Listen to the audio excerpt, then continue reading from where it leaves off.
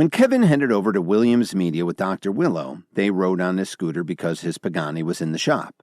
A black car ran into his scooter after he parked it, and now the driver was blaming Kevin and demanding a lot of money to fix the dent. "At least I'm not trying to cheat someone out of his money because I don't know how to drive," Kevin said lightly.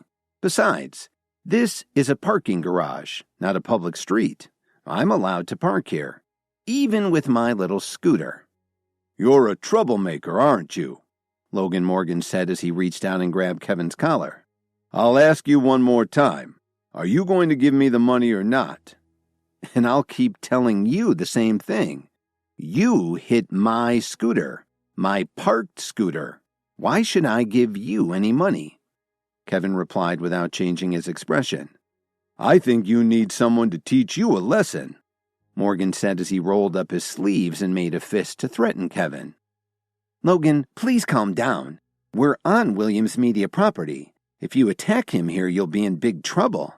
Charity pleaded with him, trying to smooth things over. "And you, Kevin, you should just apologize to him. Pay him what he's asking for. If you were more successful, you wouldn't be in this position." "Miss Boyer, I'm not sure I like what you're saying. What do you think is wrong with me?" Kevin said calmly. "You brat, just hurry up and pay me," Morgan shouted loudly. All the commotion started attracting a crowd. "Let go of him right now or I'll call the police," Dr. Willow said angrily. Logan Morgan was a very big man, and Dr. Willow was really worried that Kevin would be severely injured if the man got his hands on him. Just then, everyone heard a pleasant voice saying, "What's going on here?" Morgan and the others turned around and saw Kevin's chief of staff, Miss Sandra Wilson, walking up to them wearing a very stylish business suit. Brittany Davis was following close behind. Although Miss Wilson's voice sounded cordial, she obviously wasn't pleased with what she saw. "Miss Wilson," Charity said excitedly as she stepped forward to greet her. At the same time, she glanced over at Brittany. The reason Charity was at Williams Media was to use her relationship with Brittany to get her own contract in the entertainment industry. She certainly hadn't expected to meet Kevin there. Most of the employees at Williams Media were either rich or powerful, so she and Morgan figured that even if Kevin worked for the company, he was probably only an entry-level employee. It would be obvious to Miss Wilson who was in the wrong in this situation. "Hello, Miss Wilson. This man left his scooter here in the parking garage. He even damaged my car with it. I think there should be a clear rule that only automobiles should be allowed to park here. Don't you agree?" Morgan said with a flattering smile. He had heard about Williams Media's CEO, who was hardly ever seen by anyone. He also knew that Miss Wilson had been handling most of the company's activities lately. As long as Charity signed her contract today, she would be a Williams Media client and could look forward to being a rich celebrity one day. So Morgan was careful to be as polite as he could to Miss Wilson. Dr. Willow, who was standing there watching all of this, got extremely nervous. Even though the situation could easily be resolved with a little money, Morgan seemed to be very unreasonable and demanding. She was afraid that, now that Miss Wilson was here, even if Kevin worked for Williams Media, he would probably be punished for doing something that could tarnish the company's image. But no one would have thought that Miss Wilson would ignore Charity and Morgan and walk right past them. She went straight up to Kevin and shook his hand as she very politely said, "I'm very sorry I'm late, sir. Are you all right?" "I hope you haven't been injured, Mr. Williams," Brittany also asked with concern. Everyone was shocked when they saw this. Was this shabbily dressed man actually the CEO of the company? They knew that he liked to keep a low profile, but this was too much. The Williams Media employees who were standing there started whispering to each other. There's no reason for anyone to get upset here. After all, we're in the entertainment industry. Don't you agree? Kevin said pleasantly. But it was obvious that he knew he had the upper hand now. "I'm sorry, Mr. Williams," Miss Wilson said very politely. "I take full responsibility and I promise that something like this will never happen again." She was very distressed that this had happened a second time and that it had happened to Kevin both times. She knew that her boss had a very good temperament, but she still took the whole thing very seriously. "Sandra, Miss Wilson, you must be mistaken. This poor man riding a scooter? How could he possibly be the CEO of Williams Media? Morgan asked in disbelief. In fact, it wasn't just Morgan and Charity who didn't believe it. The other Williams Media employees were also skeptical. But you couldn't really blame them. Kevin rarely showed up there, and every time that he did, he would spend all his time in his office. Apart from some of the senior executives, no one knew what he looked like. So you think I made a mistake? Like the CEO's chief of staff wouldn't recognize her own boss, Miss Wilson said indignantly.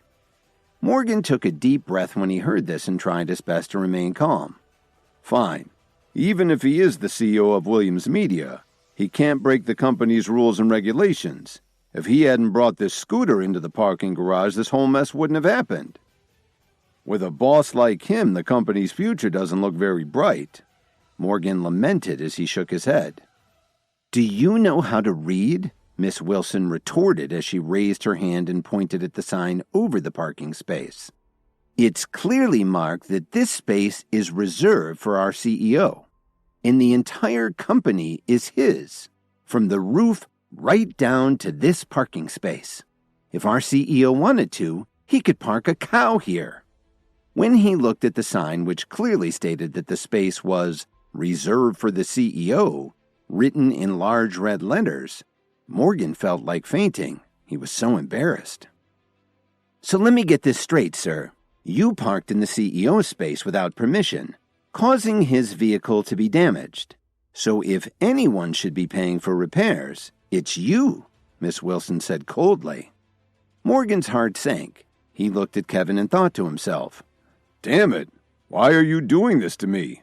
You're the CEO and you show up dressed like a slob riding a little scooter. What was I supposed to think? Then Miss Wilson turned around and asked Kevin, Sir, do you need me to call the police? I think we're done here, Kevin said to her calmly. My scooter isn't worth much, so there's no need to bother the police. I have a solution, Miss Wilson said as she gave Logan Morgan a scornful look. Sir, you are not welcome on Williams Media property in the future. Please leave now, or I will have you removed by security. Kevin looked at the stunned man and smiled as he took Dr. Willow's hand. Let's go. I'll give you a tour of my company. If you're still interested, I can get you Brittany's autograph. Seeing that Kevin was about to leave, Charity realized that she had to do something. She had mixed feelings and regretted her behavior towards Kevin. She had been incredibly rude to him, and it turned out that he owned the company she wanted to sign with. Charity had really looked down on him. Now she just wanted to find a hole and crawl inside. But she was determined to turn this around and got up the nerve to call out to him. Kevin, please wait a moment. Professor Boyer, do you have any more lessons for me? Kevin said with a faint smile. No, I don't. This whole mess was all my fault. Please accept my apologies. But I do have one request. Charity's voice became softer and softer until you could barely hear her. Just see Miss Wilson and she'll take care of your contract, Kevin said very casually. After all, Charity Boyer had once been his teacher, and she had treated him well when he was in school. And Kevin had always believed that one good turn deserves another. Then he turned around to head up to his office with Dr. Willow. Even though Charity Boyer had just been very rude to Kevin, she had treated him fairly back when she was his advisor in college. So he decided to give her a chance and let her sign a contract with Williams Media anyway. Thank you, Charity replied gratefully. She suddenly felt incredibly relieved that Kevin hadn't held the whole parking garage incident against her, and she followed Miss Wilson into the Williams Media building. When Kevin and Dr. Willow got up to his office, he offered her a seat on the couch while he went to his desk and booted up his computer. Kevin, I really didn't expect to find out that you're the CEO of Williams Media, Dr. Willow said incredulously. Well, I'm not in the habit of going around bragging, plus, you never asked me, Kevin said playfully as he stared at his screen and skimmed the files that Miss Wilson had sent him. Over the past few days, 7 or 8 advertising companies had canceled their contracts with them. There was something fishy about this, and there was no way it could be a coincidence. Just then, Kevin's phone suddenly rang. He looked at the caller ID and saw that it was Tyler Dawn. As soon as the call connected, Tyler hurriedly got to the point. Kevin, Did you ask Lily to give her Jones family shares in that import-export company to Grandma Jones? Really? Why do you ask? Is something going on? Kevin asked as he started to frown. I just came to Chicago to work on one of my projects. As soon as I got here, I found out that all of the shares of the foreign trade company are now owned by the Jones family. Was this your decision, Kevin? Tyler asked apprehensively. I didn't know about any of this. Besides, I don't have anything to do with the Jones family anymore. As for the import-export company, you can do whatever you want with it, Kevin said as he abruptly hung up the phone. However, Kevin had already guessed what was going on. The Jones family must have taken advantage of his absence and stolen the shares from Lily. When he thought about this, Kevin felt particularly annoyed. He had repeatedly told Lily to hold on to the shares for as long as possible, but he didn't expect her to be so foolish. How many days had it been since he left? After thinking about it carefully, Kevin decided to call Miss Wilson into his office. Miss Wilson, please go and find out what's been going on in the Jones family for the past few days, Kevin ordered plainly. Kevin had given up on the Jones family, but he still didn't want to lose Lily, especially after all the time they'd spent together. On top of that, things had been going so well until that scene in his parents' hospital room. Yes, sir. I'll get on that right away, Miss Wilson replied. After a moment of hesitation, she asked him, Mr. Williams, there's one more thing I'd like to talk to you about. I'm sorry, but I'm busy right now, Kevin replied curtly as he continued to stare at his screen. The Pearl family is having an auction tonight, and we received an invitation to attend, Miss Wilson said politely. I don't have time for it, Kevin said as he gestured for Miss Wilson to leave. He didn't want to join in the fun. Besides, he'd always thought that auctions were just a way to artificially drive up prices on things that just weren't worth it. He wasn't in the mood to waste his money on one. Sir, you may want to attend this auction. The Pearl family has several important projects with our company.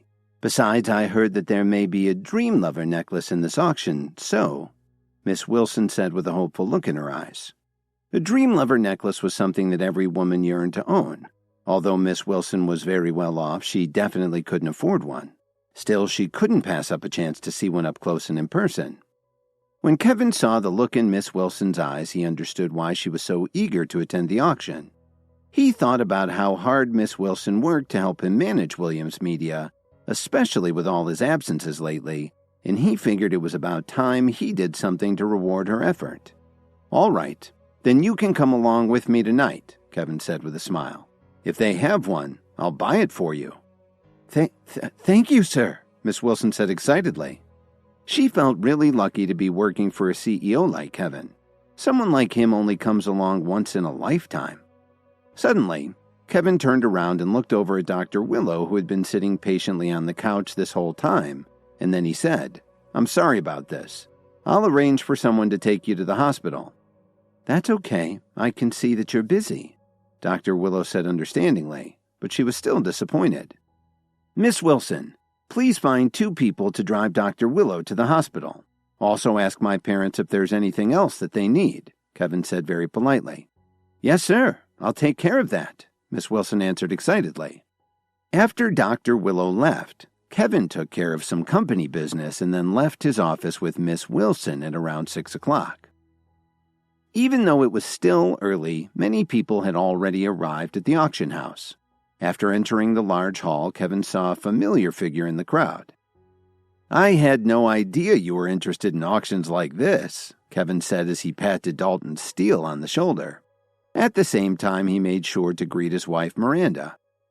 To tell you the truth, I didn't really want to come here, but Miranda was bored at home, so she decided to check it out. I figured I'd see what all the fuss was about, Dalton explained as he looked around. How come I don't see your wife here?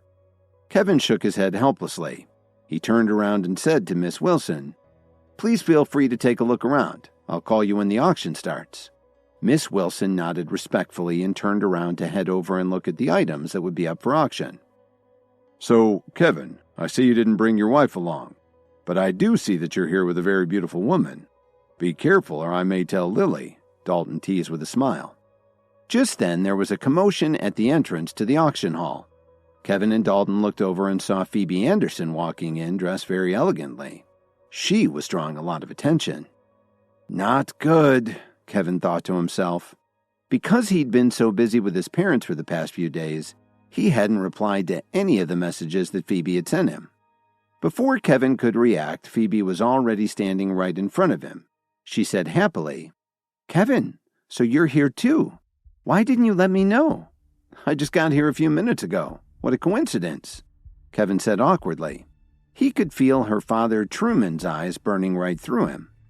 At that very moment, Truman was standing in the doorway giving Kevin a death stare. "Dad, who is this guy? Why did Phoebe get so happy when she saw him?" a well-dressed man asked in confusion. "His name is Kevin," Truman said grumpily. Ever since Phoebe had come back from the camping trip, she'd been staying at home all day long. She was very unhappy, which made her father very concerned. When he found out that Phoebe might be worried about Kevin, who had been injured in the fight with the thieves, Truman wanted to tear him to pieces.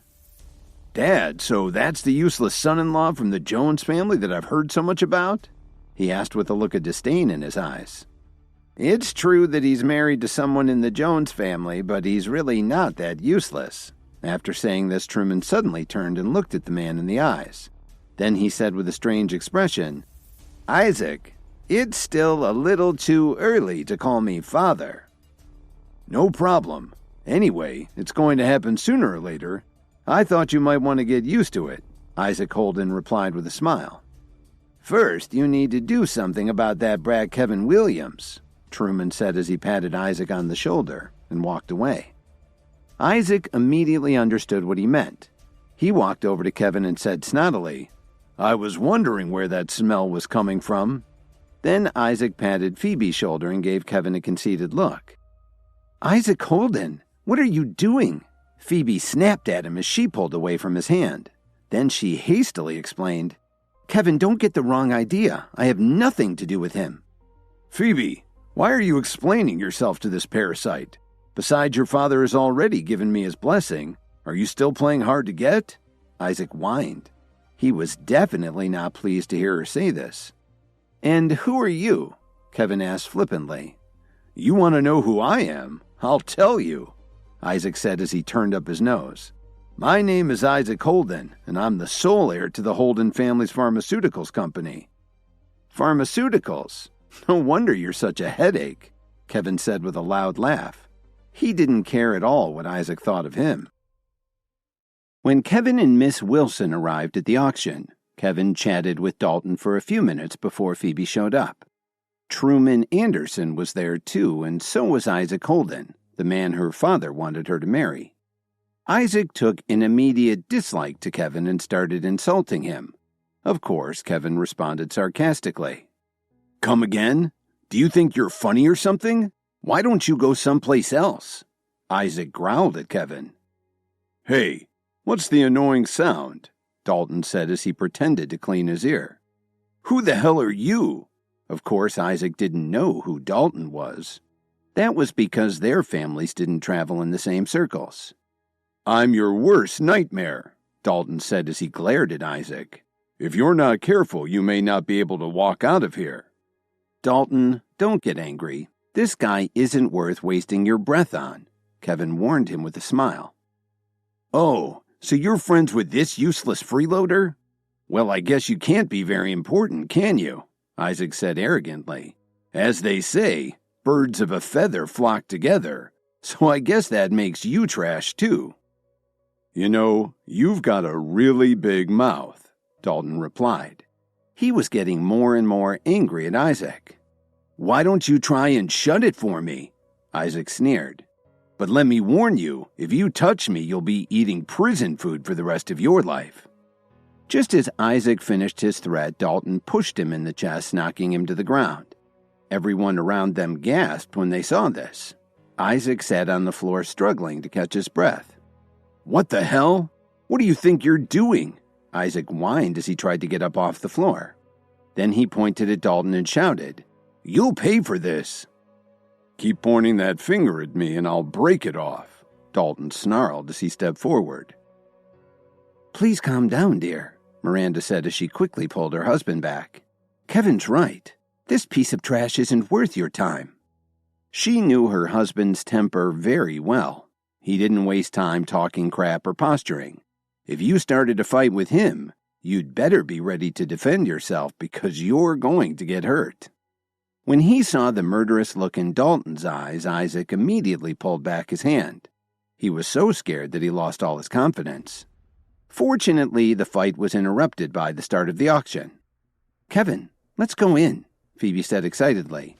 She didn't want to talk to Isaac anymore. "Okay." Kevin agreed as he sent a text to Miss Wilson. Then he put his arm on Dalton's shoulder and guided him into the main room of the auction house. You had to admit that the Pearl family had a lot of influence in Chicago. Their auction house was as big as a football stadium in a part of the city where every inch of land was worth a fortune. Kevin and Dalton decided not to sit in the seats up front that were reserved for Williams Media. They casually found seats in a different part of the hall and sat down. "Kevin, have you seen the list of everything they have up for bids?" Dalton asked as he confidently crossed his legs and looked around the room. "No. Why are you asking?" Kevin asked curiously. "I heard that there will be an auction for a batch of some newly developed herbal medicine, but no one knows its specific effects," Dalton said excitedly. When he heard this, Kevin's interest was immediately piqued. "Are you interested in bidding on it?" Just then, Phoebe walked over to Kevin. Pointing at the empty seat next to him, she asked, "Is anyone sitting here?" "Nope. Make yourself at home," Kevin said with a smile. Phoebe sat down, looked Kevin in the eyes, and said, "You could probably have anything you wanted at this auction, couldn't you?" Miranda smiled and spoke before Kevin could answer. "Miss Anderson, if I'm not mistaken, shouldn't your family have reserved seats in the front row?" When he heard this, a very enigmatic smile emerged on Dalton's face as his eyes swept back and forth between Kevin and Phoebe. "The first row is too boring," Phoebe said as she started to blush a little. "Yeah, the back row isn't stuffy at all," Dalton said teasingly. This made Phoebe blush even more. She really just wanted to sit with Kevin. How many days had it been since they came back from the camping trip? Phoebe had been worried about Kevin's injuries. How many messages had she sent him? But this damn man was so reserved that he didn't reply to any of them. When she thought about this, Phoebe started to feel a little resentful, and it showed on her face. "Why are you looking at me like that? I didn't say anything," Kevin said with a bewildered look. When they heard this, Dalton and his wife almost laughed out loud. Just then, Isaac found Phoebe in the crowd and walked up to her. "Phoebe, why are you sitting way back here? The lighting is so much better up front," Isaac said as he gave Kevin a snooty look. "Why the heck should you care about where I sit?" Phoebe said impatiently. Isaac knew he had said the wrong thing, so he shut his mouth and sat down next to her. The auction soon started.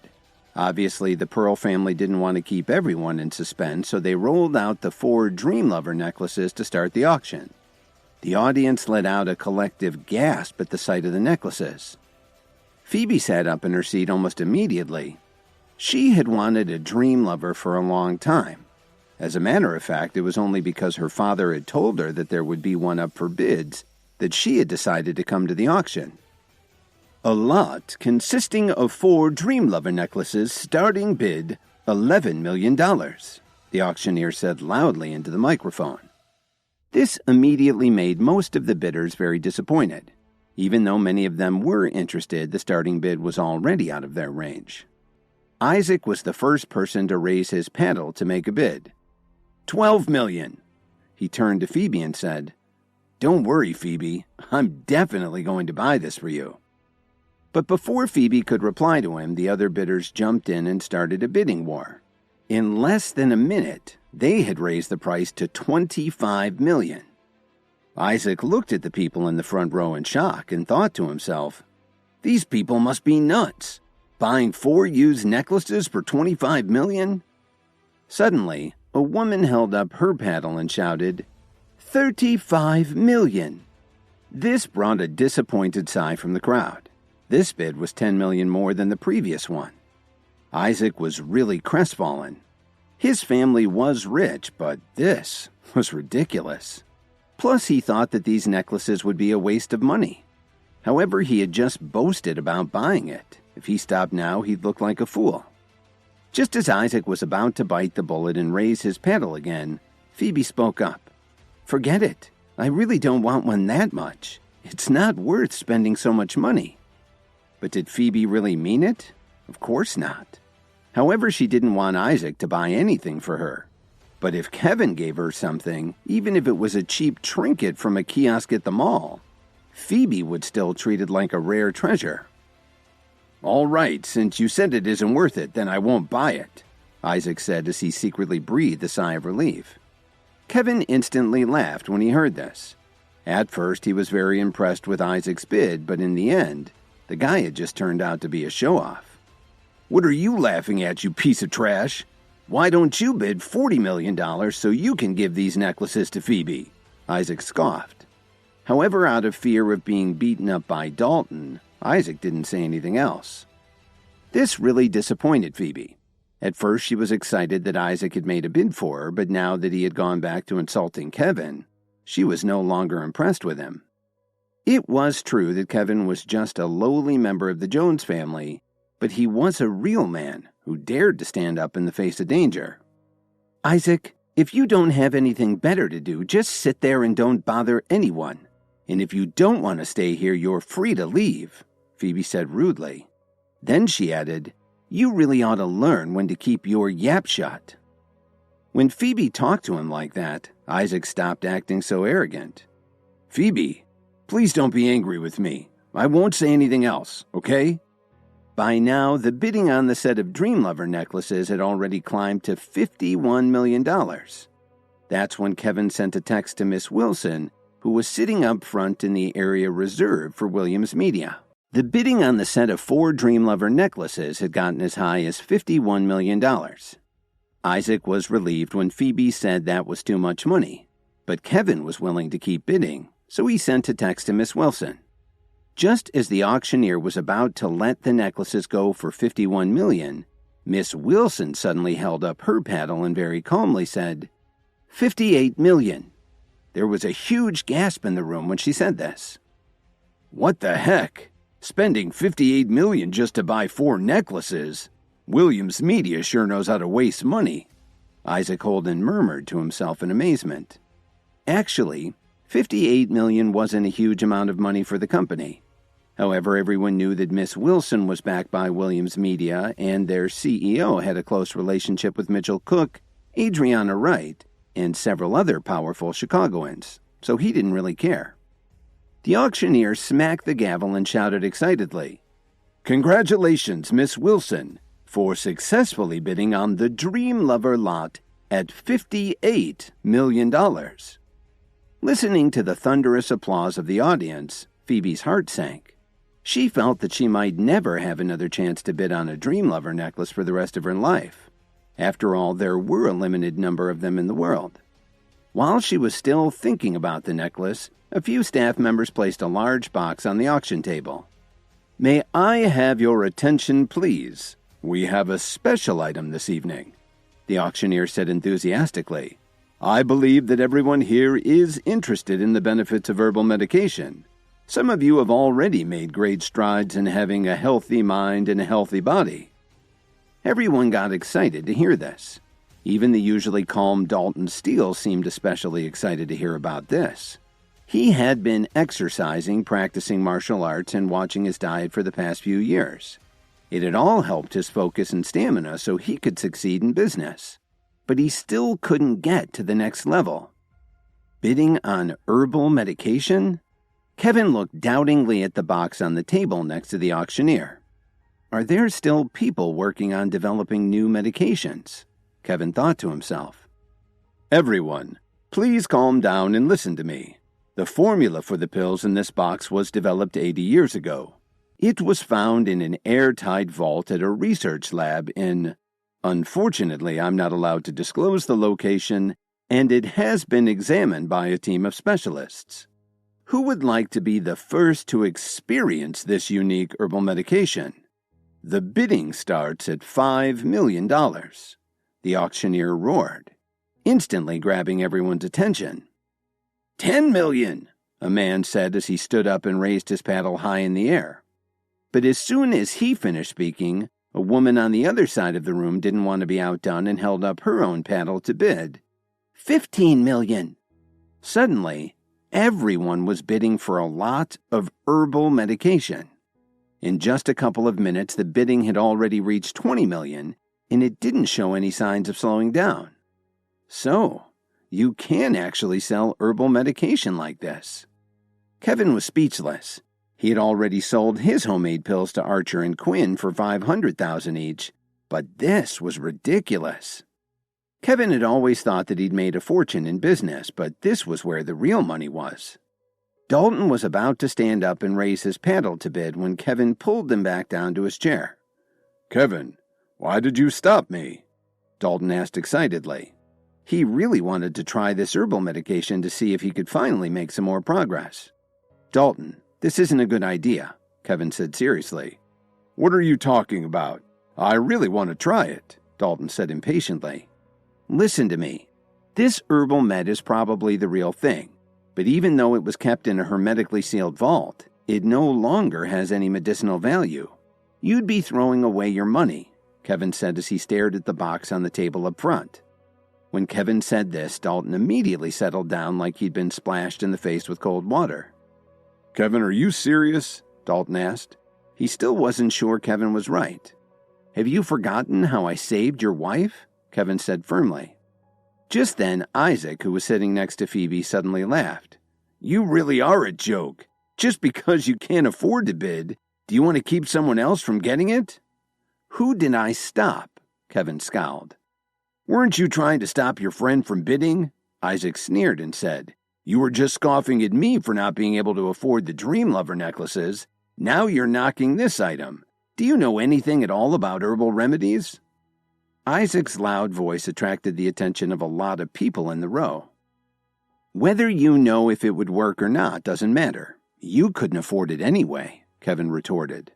This upset Isaac, but he continued to attack Kevin. "Maybe I can't afford to bid on it, but I'll bet you can't either.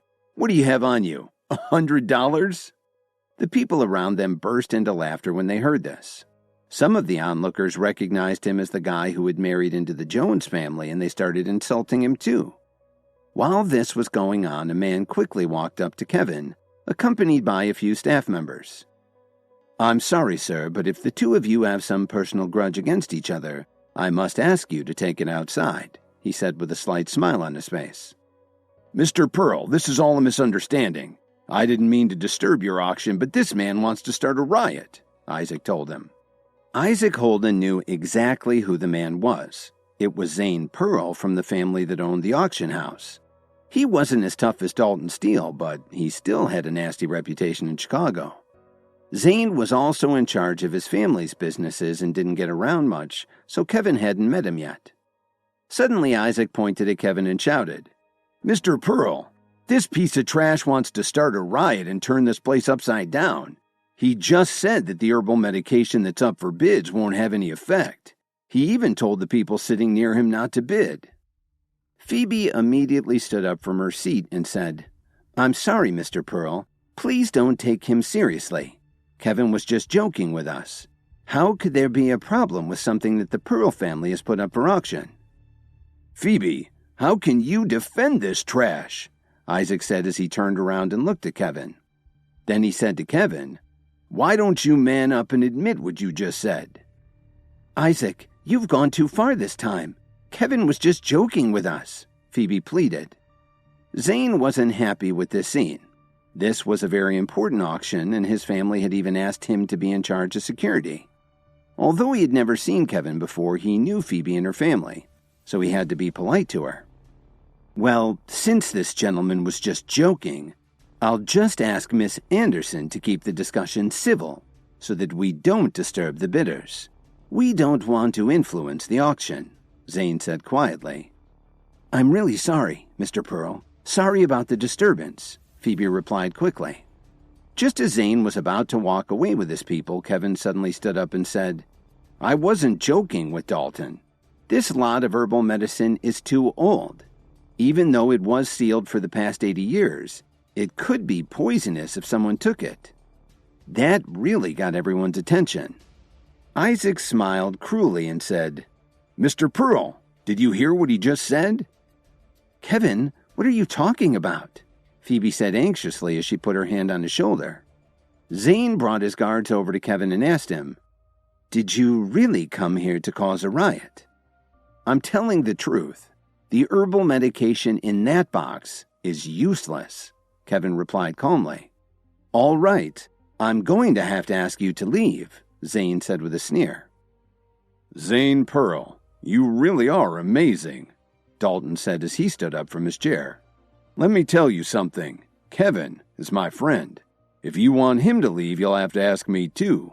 Do you really want to do that?" "Dalton Steele," Zane said as a look of recognition flashed in his eyes. He really couldn't afford to say the wrong thing to someone from the Steele family. "I'm sorry. This is all a misunderstanding," Zane said as he smiled and tried to calm Dalton down. "I didn't know he was your friend. If you'll excuse me, I have to make a phone call." Then he rushed off, leaving everyone to turn their attention back to the auction. After Kevin warned Dalton that he shouldn't bid on the herbal medication that was up for bids because it was too old to be effective, Isaac started arguing with him. They drew a lot of attention, and Zane Pearl walked over with his guards to warn them that they would be thrown out if they started any trouble. When Zane realized that Kevin and Dalton were friends, he backed down and walked away. After they all sat down again, Isaac whispered to Phoebe, "Why did you help this piece of trash just now? He needs to be taught a lesson." "Did you forget what I said to you earlier?" Phoebe said as she glared at Isaac. Then she turned around and gave Kevin a strange look. Phoebe liked Kevin a lot, but she still had to say something to him about this. "Kevin, can you stop saying foolish things like that? The Pearl family is famous all over Chicago. They would never put anything up for auction that wasn't the very best you could find," Phoebe said very nervously.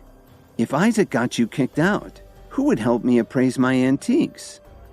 Of course, Phoebe didn't really care about that. She was more worried that if Kevin was chased out, it would be very difficult for them to ever see each other again. Kevin didn't answer Phoebe's question. He only nodded his head a few times. Meanwhile, the bidding had reached its peak. The bids were up to $45 million, and there weren't many people left who still had enough money to join in. Suddenly, an older man raised his paddle and said, $60 million. The room fell silent. They all looked over at the man who was dressed in a slightly old-fashioned pinstripe suit. "I can't believe all these people think this is so valuable," Kevin said to himself. 60 million going once, 60 million going twice, sold for $60 million. The auctioneer said as she banged the gavel on the table. "Congratulations to the gentleman in the pinstripe suit for this unique purchase." Suddenly, the entire room burst into a boisterous round of applause. But a lot of people were uneasy about it. This older gentleman looked unfamiliar to them. As far as they could tell, he was virtually unknown in the Chicago business world. But they did agree that he couldn't be an ordinary person if he could afford to pay this much.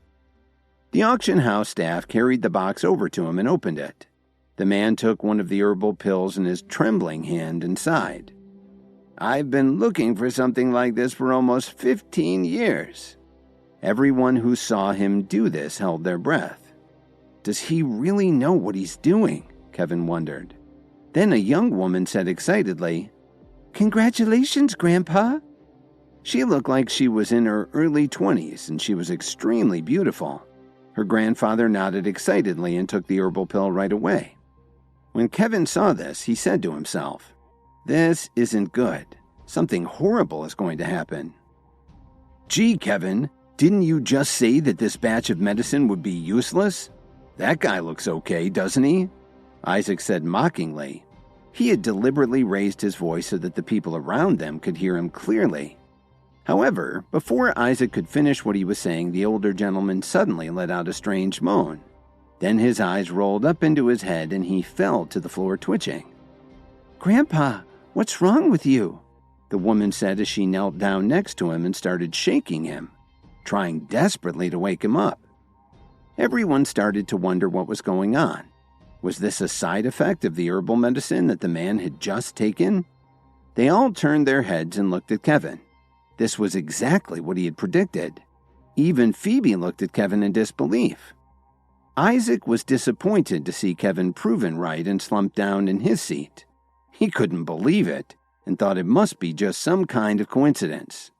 When Zane heard all the commotion, he hurried over to the stricken man and asked his granddaughter, "Ma'am, does your grandfather have any health problems?" "What are you talking about?" she asked coldly. "My grandfather is in perfect health. There must be something wrong with the herbal medicine you just sold him." Everyone felt a chill run down their spines, and no one dared to look her in the eyes. "Ma'am, I can understand your feelings, but there has never been a problem with anything this auction house has ever sold," Zane replied. "So you're saying that this is my grandfather's fault?" she asked him. Then she shouted, "Someone please help us!" 5 or 6 men in black suits immediately ran over from the entrance. They moved so fast they were like a blur. "Listen carefully," the young woman told Zane. "If my grandfather dies, I'll definitely bring the Pearl family down." "Ma'am, it's just too early to talk about all of that. Let's get your grandfather to the hospital so they can check him out. Just don't try to blackmail us," Zane warned her. "Do you think I'm joking?" the woman said as she opened her wallet and showed them her ID. When Zane saw her ID, he looked like he'd seen a ghost. "I'm sorry, ma'am, I didn't realize," Zane said apologetically. Kevin was standing too far away to see what she had flashed at Zane, so he turned to Dalton and asked him, "Do you know what that is?" "I'm not sure," Dalton said seriously, "but it looks like the Pearl family is in big trouble." Kevin raised his eyebrows slightly when he heard this. He never thought he'd witness something like this at an auction. "I'd advise you to move quickly," she told him. "Yes, ma'am," Zane said as he quickly turned around and barked orders into staff. "Quick, call an ambulance." "I'm afraid it won't get here in time," Kevin said gravely. "Please, Kevin, don't say anything else," Phoebe urged him as she anxiously tugged on his sleeve.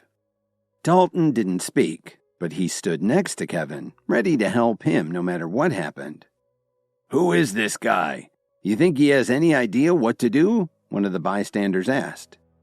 "Lower your voice. Don't you see who's standing next to him? That's Dalton Steele," someone whispered to him. As everyone watched, Kevin walked over to the man and announced, he was poisoned by that useless expired herbal pill. Even if he was sent to the hospital right now, it wouldn't help. But he only swallowed it a couple of minutes ago. The poison hasn't spread to his internal organs yet, Kevin explained. Then he turned to look at the woman and said, "If you trust me, let me save your grandfather. But we can't delay any longer." "You really have a way to save him?" she asked incredulously. "Don't trust him, he's just a good-for-nothing," Isaac suddenly blurted out. Then he added, "Kevin, stop pretending you know what you're doing." When the onlookers realized who Kevin was, they remembered all of the awful rumors that Jason had been spreading about him and began to have their doubts. They started whispering all sorts of insulting things. This gave the young woman some misgivings, but when she saw the confident smile on Kevin's face, she decided to trust him. "I'll let you try," she said. Then she warned him, "But if something happens to my grandfather, I'll hold everyone here responsible." "Of course," Kevin responded. Then he turned around and asked for a bottle of water as he reached inside his jacket and pulled out a small vial of herbal powder. Kevin had kept some of his antidote that he'd given Miranda. He thought it might come in handy someday, just not so damn soon. The older gentleman was in bad shape, but he was semi-conscious and still able to swallow. Kevin poured the powder in the water bottle and shook it gently. "Kevin!" Phoebe nervously called out as he leaned over and held up the man's head to give him a sip. "Don't disturb him. I'm sure Kevin wouldn't do something he wasn't confident about," Dalton said firmly. Zane nervously looked at Kevin. His forehead was breaking out into sweat. After a few minutes, the man's face started to look more normal. Even his breathing got smoother. Everyone who was watching this was amazed at Kevin's skill. Kevin slowly stood up and smiled. "Your grandfather is out of danger now. With some rest, he should be all right in a day or two." "Thank you," the woman said as she heaved a sigh of relief. "I'll definitely repay you for your kindness." After saying this, the woman had her companions carry her grandfather out of the auction hall and out to their waiting SUV. "That wasn't so great, just dumb luck," Isaac scoffed. But Dalton wasn't too happy to hear him say this. After Kevin helped the man who had been poisoned by the herbal pill, his granddaughter thanked him and left the auction hall with her companions. Isaac Holden started insulting Kevin for no reason other than jealousy. This really irritated Dalton. "Are you done talking crap?" Dalton said as he slapped Isaac in the face. "If you do that again, I'll throw you in the river," Isaac shouted angrily. He hadn't forgotten that Dalton had already knocked him down once this evening. "Why don't you try it?" Dalton snarled. He rolled up his sleeves as he walked towards Isaac. "Dear, please don't get angry," Miranda pleaded as she held him back. "Don't lower yourself to his level." Miranda was very disappointed. Nobody had talked to Dalton like this in years. This guy had no idea what he was getting into. "For my wife's sake, I'll let you go this time," Dalton said coldly. Kevin shook his head with a faint smile as he watched this scene. It took a ruthless man like Dalton to deal with a putz like Isaac Holden. Just then, Zane suddenly walked up to Kevin and patted him on the shoulder, saying, "Thank you so much. I'm sorry about what I said earlier. How about we make friends? You can call me Zane from now on."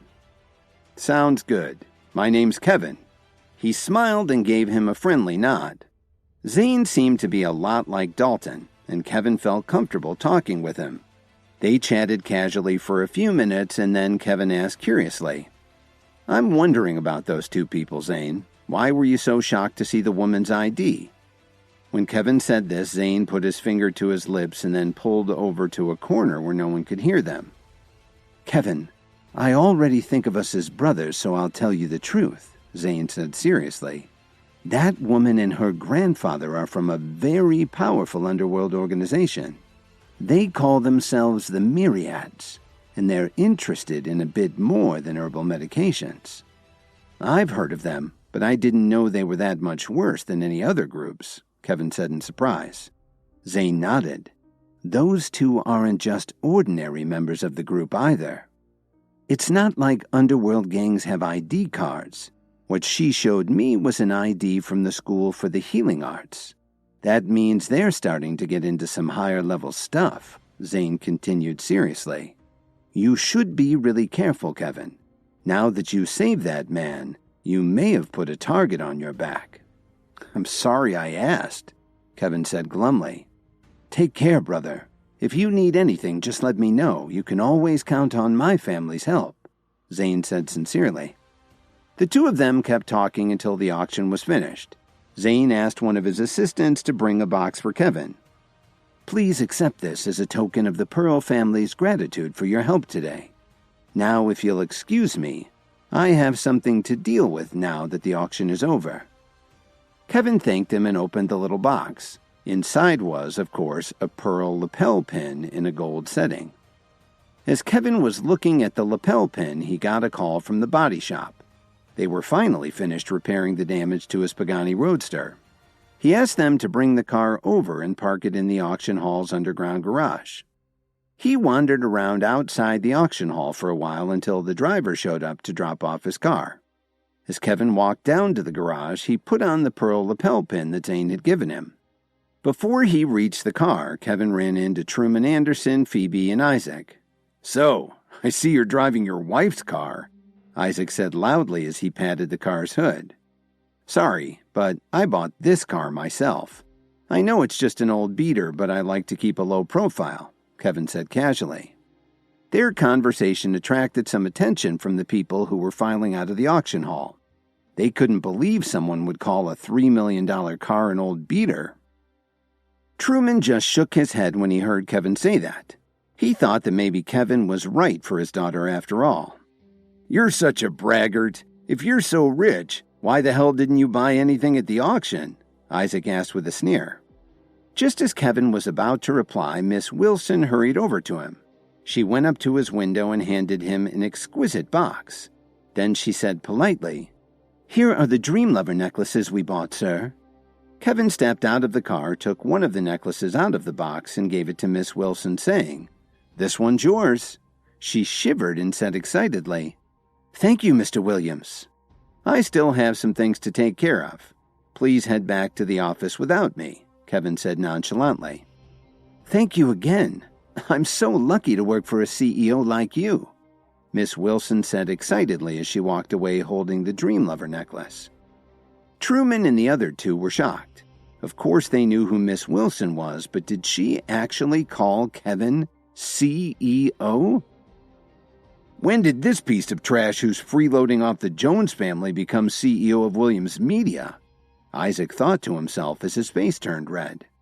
Truman was absolutely floored. He never expected this. Kevin took out another necklace from the box and walked over to Phoebe.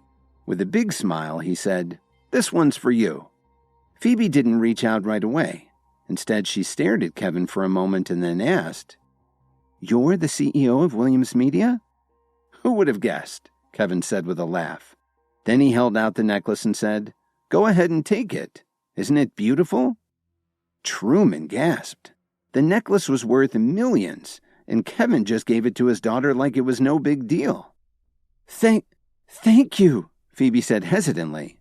She was nervous and extremely excited, and she was also tempted to give Kevin a big kiss. "Well, I've got to get going," Kevin said as he started to get back into his car. Wait a minute," Phoebe said as she blushed a little. "You just gave me this beautiful necklace. Can I at least treat you to dinner?" When she said this, Isaac started to open his mouth, but he couldn't find the words. "Don't tell me you don't want to grab a bite with me," Phoebe asked. Of course, a meal wasn't worth nearly as much as a Dream Lover's necklace, but Phoebe just wanted to spend some more time with Kevin, even if it was just for a minute. "Okay, I'm a little hungry too," Kevin said with a smile. Then he opened the door for her and added, "Hop in. Just tell me where you'd like to go." "Okay," Phoebe agreed excitedly.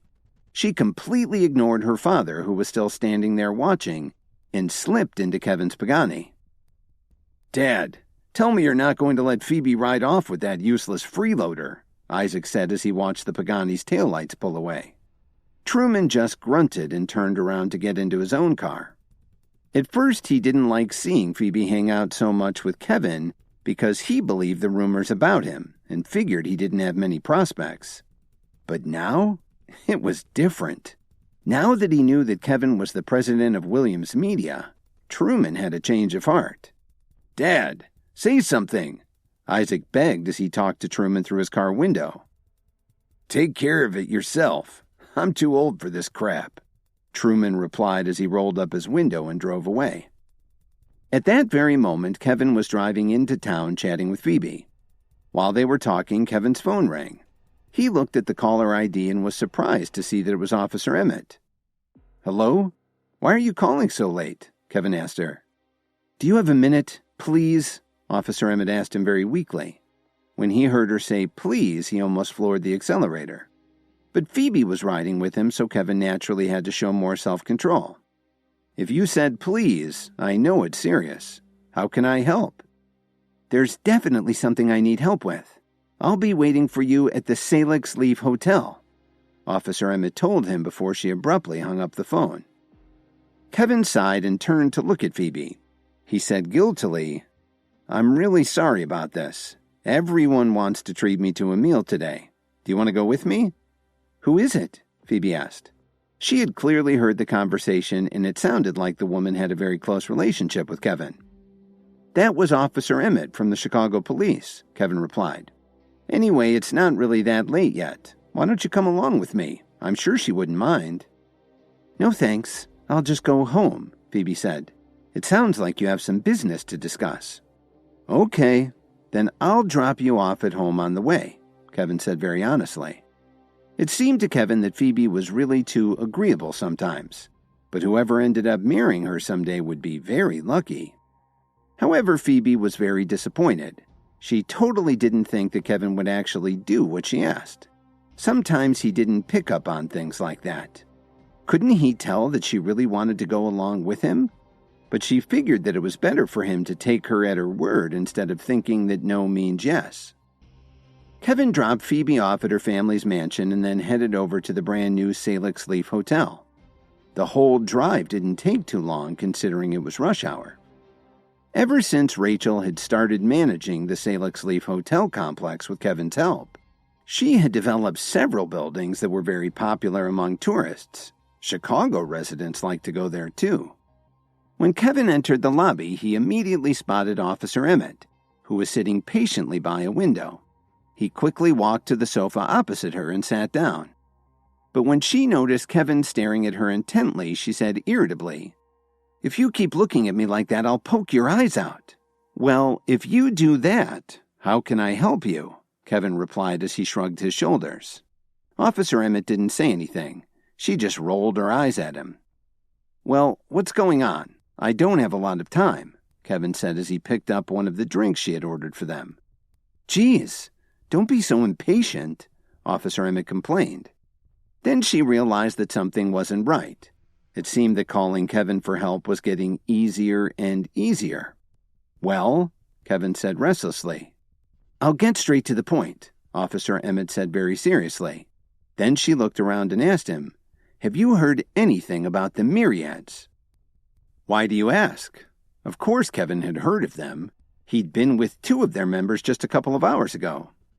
"Would you be willing to try to infiltrate their organization?"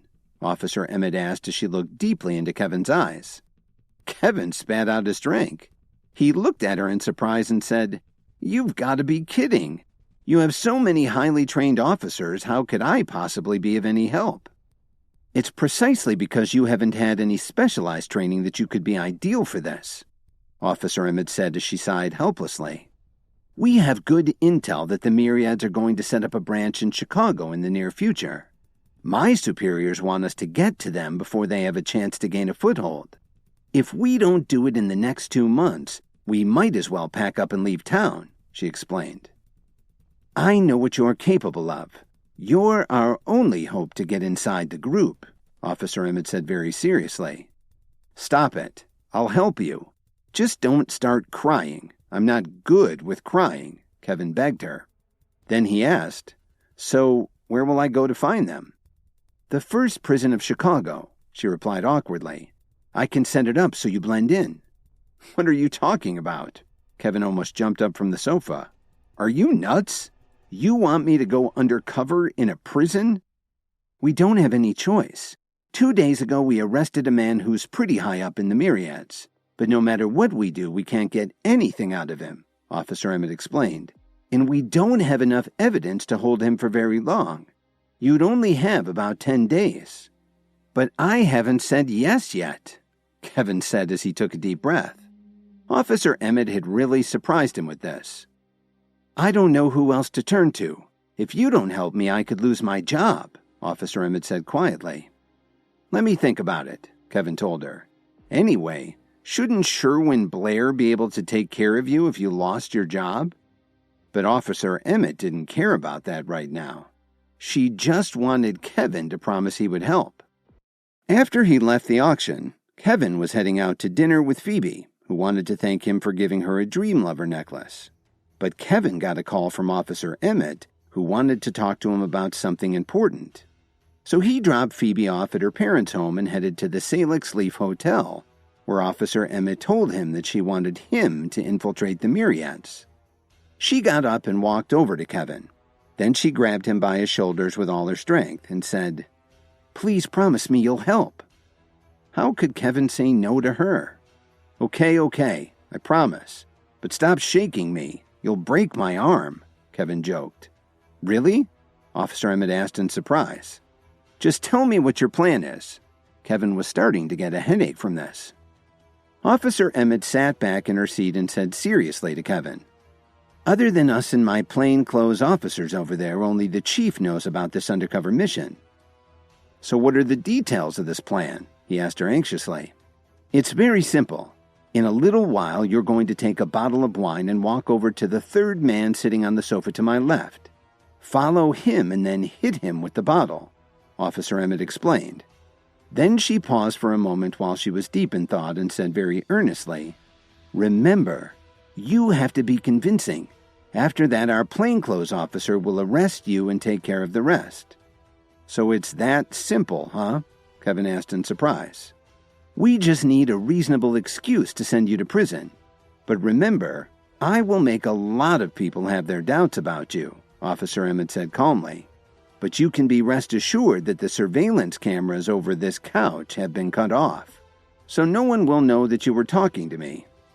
"Well, let's do it," Kevin said seriously as he picked up the bottle of wine from the table. Officer Emmett didn't answer him, but instead she quietly took out her phone. Kevin walked expressionlessly towards the man that she'd pointed at and said, "Sorry about this, dude." As soon as he finished speaking, he knocked the man out cold. Blood was flowing down the man's scalp. A few minutes later, several police officers rushed in and arrested Kevin, who was still swinging at the poor guy. Officer Emmett was frightened by what she saw. Kevin was too immersed in the role, and she was afraid that he would really beat the guy to death. By the time Officer Emmett walked out of the hotel lobby, Kevin was already on his way downtown for booking. Early the next morning at downtown General Hospital, Dr. Willow was pouring water for Alan and Susan to drink. Suddenly, several policemen pushed the door open and one of them asked, "Are you the parents of Kevin Williams?" Alan and Susan looked at each other, wondering what was going on. "May I ask what you need?" Dr. Willow walked over and said to the officer who seemed to be in charge. "Mr. Williams injured several people after getting drunk at the Salix Leaf Hotel last night. One of them may be paralyzed. He was arrested and is currently being held in custody pending arraignment," he explained. Dr. Willow couldn't believe what she was hearing. How could such a kind, generous person have beaten somebody so badly? "This must be a misunderstanding," Dr. Willow said nervously.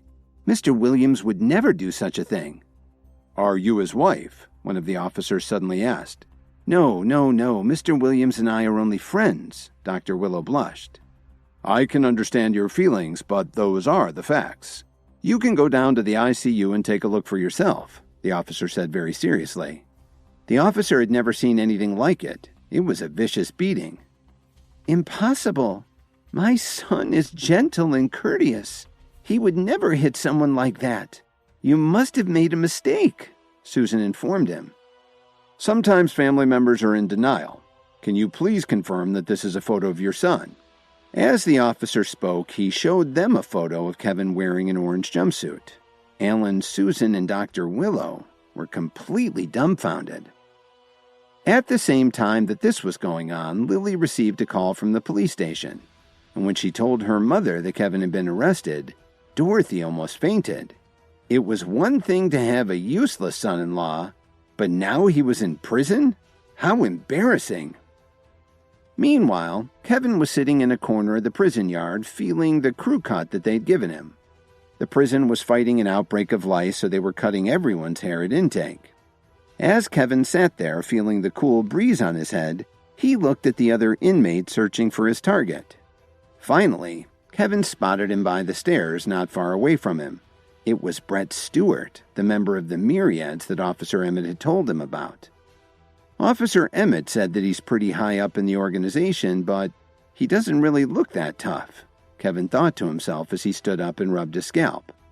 Well, he'd gone to all this trouble to meet Stewart. It was time to go over and talk to him. As he was walking over to the man, Kevin was surprised to see that he was reading a book. How can I approach him so that he doesn't get suspicious? Kevin wondered.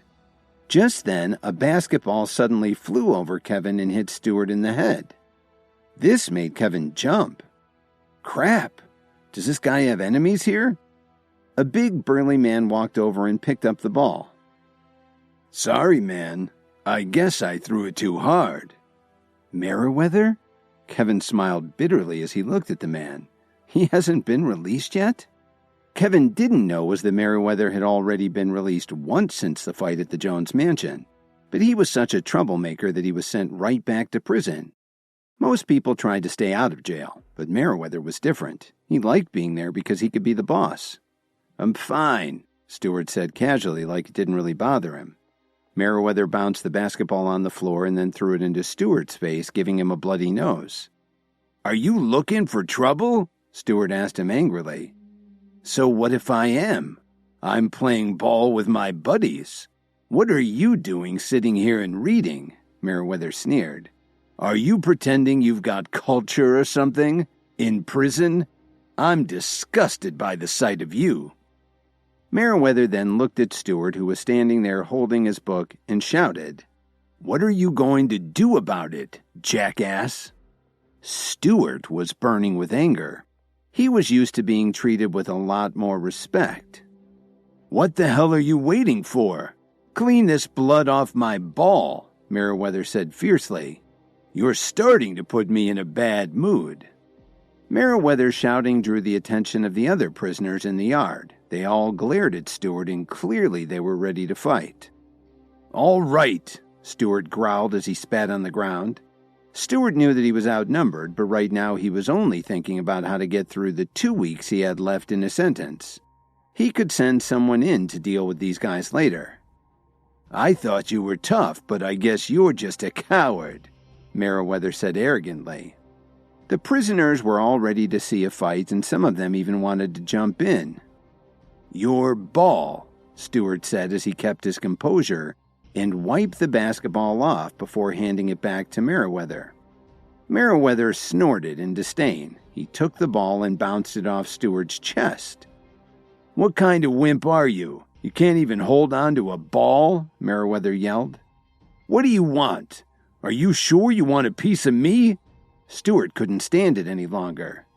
I think you're going to get your ass whipped, Meriwether said as he punched Stewart on the chin, making him spin around and fall to the ground.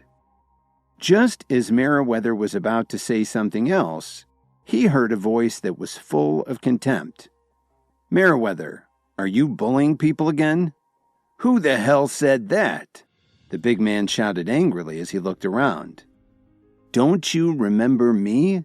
Kevin said mockingly as he put his hands on his hips. So it's you, you son of a bitch, Meriwether yelled as he recognized Kevin.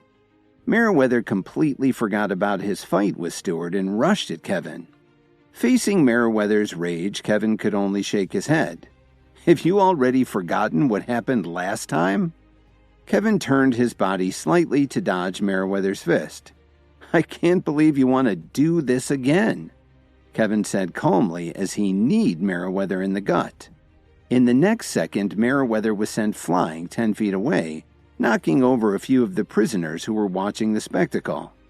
Do you want me to help you remember? Kevin said with a disdainful smile. Meriwether got up from the ground holding his stomach. He almost threw up his lunch. What are you all waiting for?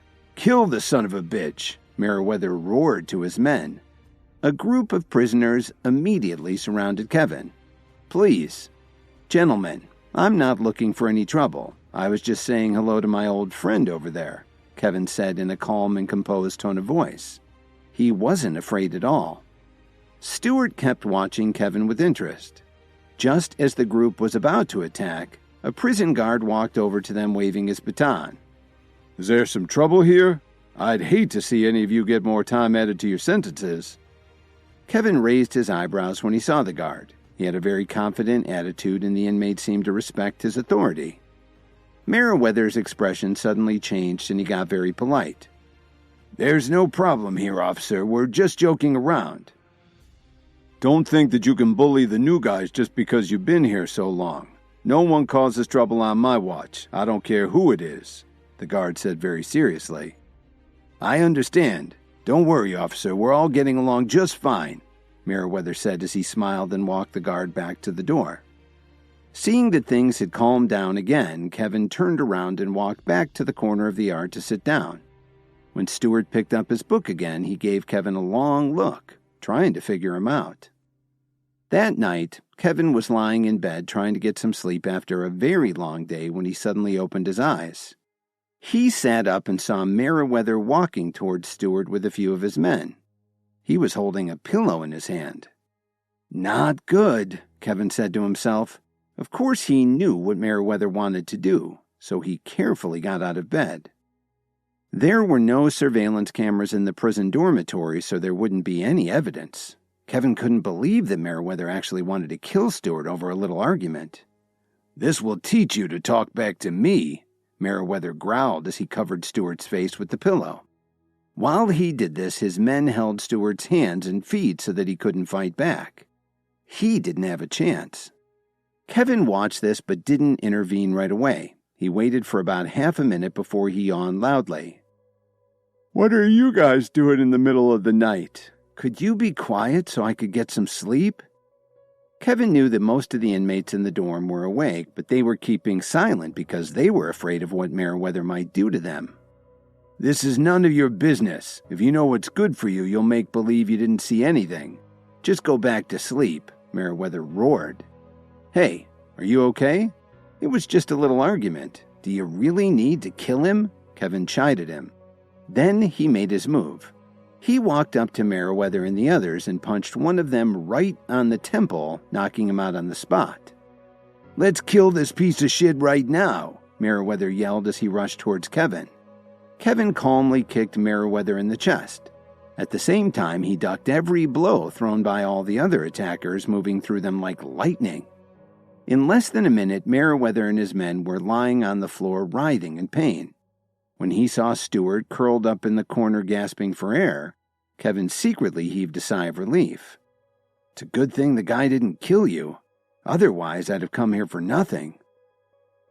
"How did you get so much stronger since the last time?" Meriwether asked in disbelief as he lay on the floor clutching his chest. Before Kevin could reply, a few prison guards who had heard all the noise rushed into the large room. When he saw Meriwether on the floor, the head guard was stunned. He knew that the man was a martial arts champion and that many of the prisoners were afraid of him, but the guard had never expected him to be beaten up like this by a new prisoner. "You caused all this trouble," Kevin said as he kicked Meriwether a couple more times. "That's enough. Behave yourselves. If I have to come back in here tonight, you'll regret it," the guard said as he gave Kevin a strange look. Then he left with the other guards. Kevin wasn't worried about Meriwether anymore. He was more concerned with Brett Stewart and how he could get him to talk. Kevin agreed to be sent to prison to help Officer Emmett get information from Brett Stewart about the Myriad's activities in Chicago. He saved Stewart from getting killed by Meriwether while he slept. Now Kevin just wanted to get the intel and leave. Kevin slowly walked up to Stewart and knelt down next to him. He gently patted his back a few times and asked him, "Are you okay, man?" "Thank you for saving my life. I owe you one," Stewart said gratefully, and he meant it. "No problem. I'm just a light sleeper. You should get some rest," Kevin said. He saw that Stewart was okay now, so he went back to bed. Kevin knew that if he acted too eager, Stewart would be suspicious of him. He had to take it slow so Stewart wouldn't think he was being set up. Seeing Kevin take the whole thing in stride like this made Stewart even more interested in him. He walked over to his bed and sat down. "Where are you from, bro? You're not like the other guys. How'd you end up here?" "I got drunk and hit someone," Kevin replied coolly. "I'm Brett Stewart. What's your name? As long as we're stuck in this place, we might as well be friends," he said candidly. After hearing this, Kevin immediately sat up in his bunk. He controlled his excitement and started chatting with Stewart casually. When he found out that Kevin was the bad apple in the Jones family, Stewart took to him right away and told him, "Don't let all this get you down. With your skills, you could really go places." 3 days later, Kevin's grandfather, Randall Williams, was sitting in an armchair at the family's mansion in New York. Sitting on a chair next to him was a middle-aged man in a business suit. He had put his pharmaceutical sample case on the coffee table in front of them. But there was something about him that was a little too menacing for him to be a simple pharmaceutical rep. "May I ask why you called me to New York on such short notice?" the man asked in a deep voice. "Please, this is a serious matter, Mr. Roundtree. One of my grandchildren has disappointed us greatly. He went so far as to bring outsiders into our home to fight with us. I need to do something to protect my family, and I know that you have the resources to help," Randall said sorrowfully. "Our products aren't for everyone. It takes a lot of preparation and training, too. Roundtree replied as he shook his head. That's why I brought you here, Randall said. Then he hesitated for a moment before he continued. I've heard that Light Street Labs has an herbal pill just for this purpose. That's right, Mr. Williams. The effect of our new blend is quite unique. It can quickly give a jump start to someone who wants to develop their energy and focus, especially when they're in a situation like the one you're facing. However, you can only take one dose. To take more would be very dangerous, Roundtree explained. Do you happen to have any with you today? Randall asked. Then he added, My family is willing to pay any price. Dalton Steele bringing his men to the Williams mansion had infuriated Randall Williams. He and his son Thomas had talked it over and decided that everyone in the family should start working on their health and fighting skills. This was part of an overall plan to dominate the families that were in charge of the business world, and not just in New York. He didn't want them to be afraid of the Steele family anymore. Roundtree gave Randall a funny look and said, Mr. Williams, you're taking this too seriously. It's just one little herbal pill. If you bring your family into the Myriads, you'll have all the herbal medicine and resources you need. What? Randall said as his expression changed. What are you talking about? The Myriads have a very dangerous reputation in the New Age underground. I've known you for years and would rather work with you and Light Street Labs directly. How could you ask us to join the Myriads? Don't worry, Mr. Williams. I have news for you. 5 years ago, I joined the Myriads, and I'm no longer with Light Street Labs, Roundtree said calmly. Why did you do that? Randall asked in shock.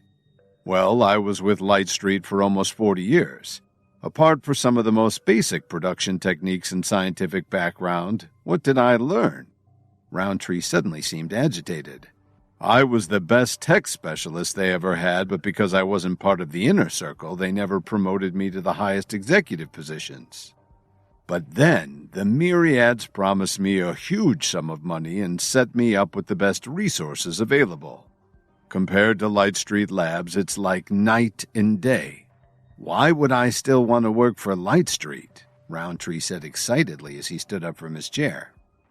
Mr. Williams, as long as you're willing to bring your family into the Myriads, I guarantee that the benefits will be beyond your wildest dreams.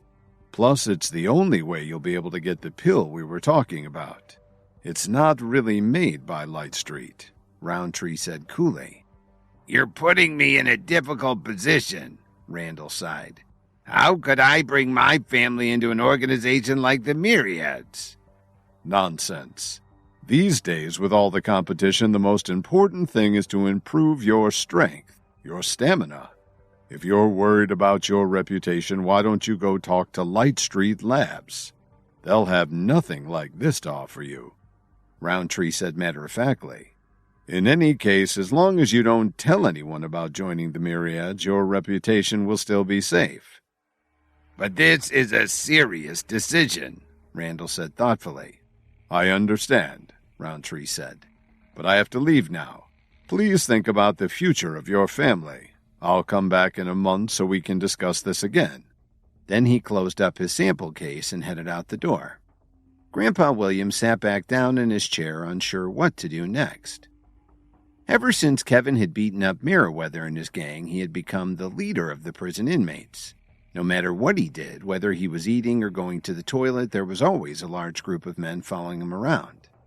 This also gave Stewart a better rep because he was friends with Kevin.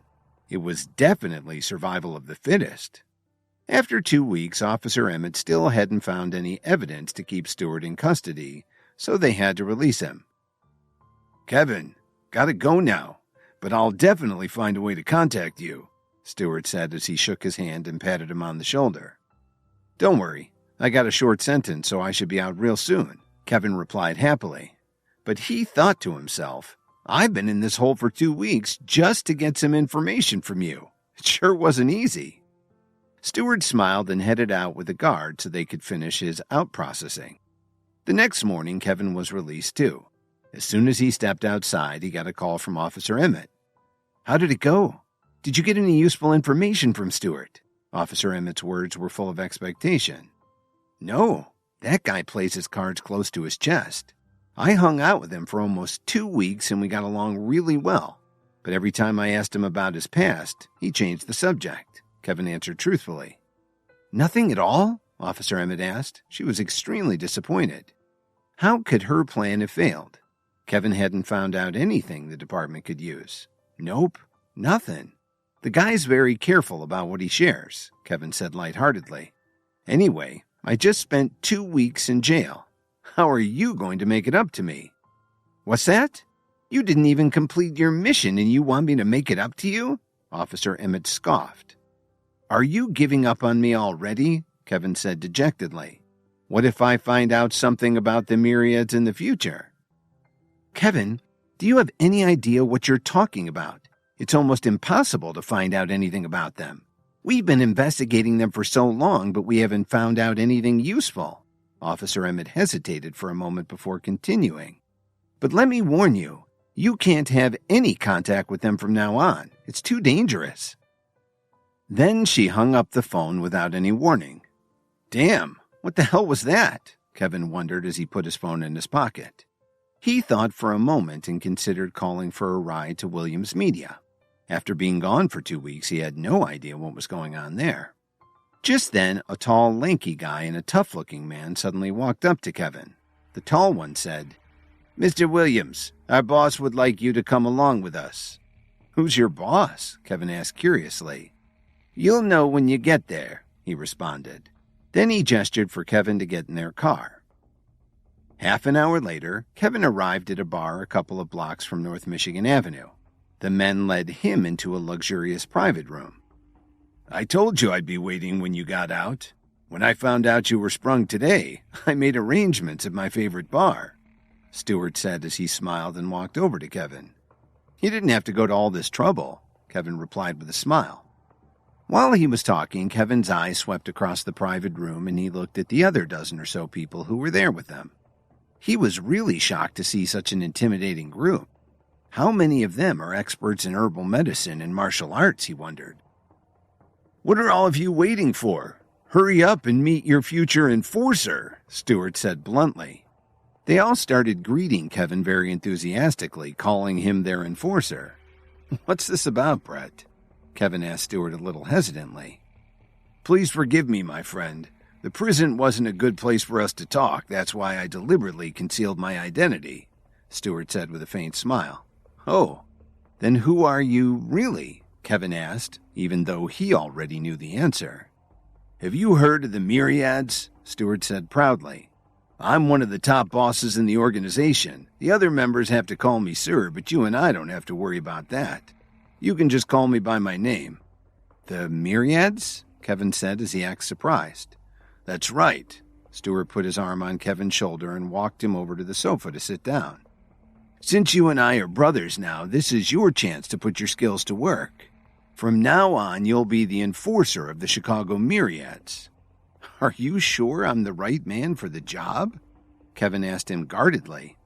He had no idea what to think. He'd only just gotten into New Age medicine very recently. And here he was about to be put in a respected position in an underground organization that had some of the best experts in the world. Of course you are. You could really move up in our organization. You may not have enough experience right now, but I'm sure you'll do fine after you learn more. After saying that, Stewart patted Kevin's shoulder and said, But don't worry about all that right now. Take your time. You're really okay with this? Kevin asked, but still hadn't agreed. Of course, Stewart replied as he pointed at the people who were in the room with them. You'll be in charge of everyone here. There are also about 300 more in the building. Kevin was overwhelmed, but he did his best to look flattered. There's something else, Stewart said as he reached into his pocket. I had this ID card printed for you. It's from our parent organization, Infinitude Pharmaceuticals. No matter where you go, all you have to do is show it, and they'll know you're with us. A lot of people just know about us from our reputation in what many would call some very shady activities, but we're making great strides in cutting-edge combinations of traditional herbs and modern medicine.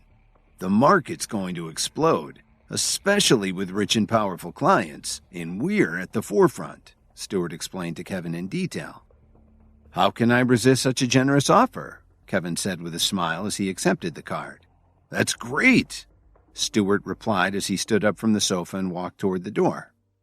One of his aides entered the room with 3 beautifully dressed women, but Kevin had a feeling they didn't really want to be there. "I've arranged for a bit of a celebration later today at the Whistler Hotel," Stewart said as he gestured for the rest of the group to leave the room. Then he turned to Kevin and said, "In the meantime, please enjoy yourself.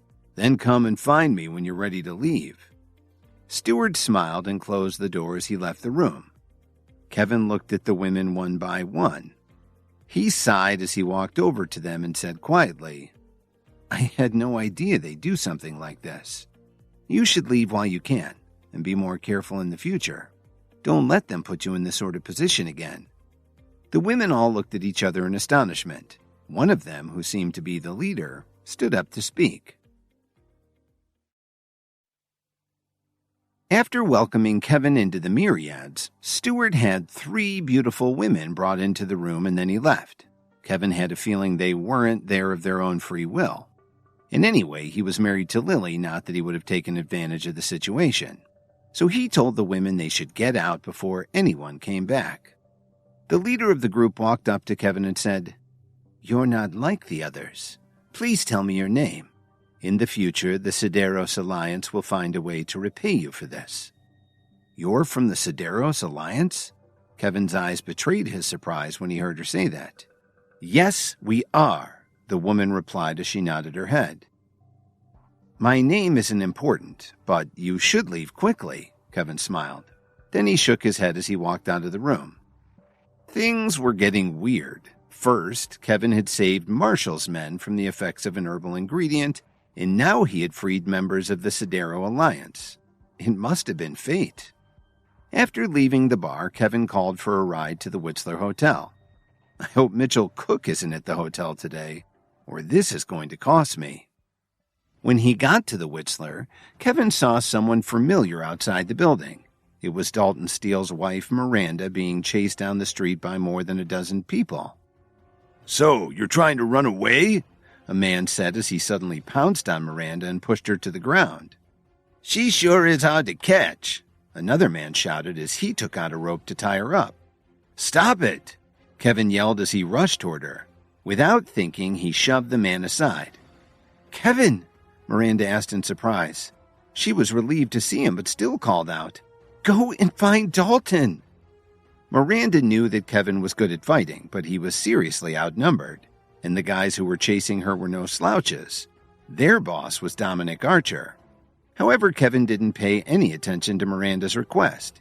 He kicked one of the other attackers with all his strength and then pulled her up off the ground, standing in front of her to protect her. "If you know what's good for you, you'll get out of here right now. If you don't, I promise it'll be painful," their leader roared. "I'll tell you what. I'll give you just 1 minute to get out of here," Kevin replied menacingly. "Have it your way. Brothers, get him," the man yelled as he lunged at Kevin. The other men also reacted fast. They pulled knives out of their belts and quickly ran at Kevin. "Kevin, you have to get out of here now. There are too many of them," Miranda shouted anxiously. "If I let these guys get you, how can I ever face Dalton again?" Kevin answered as he stood his ground. He knew how dangerous these people were. If they took Miranda, there's no telling what they would do to her. Kevin had no choice. "Just stay behind me," he said to Miranda as he threw a backhand at the man closest to him. Then he stepped back so that he could keep protecting her. "Screw you," the man yelled as he got up from the ground holding his head. Then he said to the others, "Hit him again." Kevin saw that they had nowhere to run. It looked helpless, but somehow he felt a surge of energy flowing through him, and it wasn't adrenaline. Kevin was stronger than any of these guys, but there were way too many of them coming from every direction. One of them got past Kevin and swung a billy club at Miranda's head. "Watch it!" Kevin shouted as he threw one of the attackers aside and blocked the strike. "Kill him!" the group's leader shouted as he rose from the ground and slashed at Kevin's back with his knife. His clothes instantly turned red from all the blood. By now, they were all surrounding Kevin armed with crowbars and knives. Kevin was in intense pain from the cut, but he still didn't stop protecting Miranda.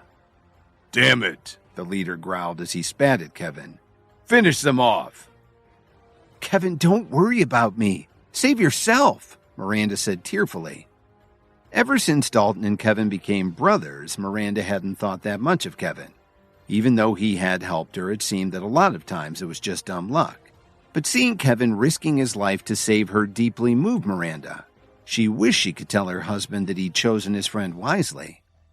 A few of Stewart's men had gone outside to see if Kevin had arrived yet, and they saw the fight. One of them yelled, "What the hell's going on? They're attacking our enforcer." One of them shouted into the hotel, "Brothers, come out quickly. Our enforcer's in a fight outside."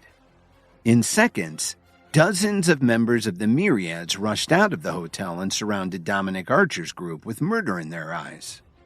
"Who the hell are you?" the leading man asked in a panic. "Your worst nightmare," one of the Myriads said as he grabbed him by the throat and threw him to the ground. As more and more of them rushed out of the hotel to help Kevin, Dominic's men had no choice but to surrender.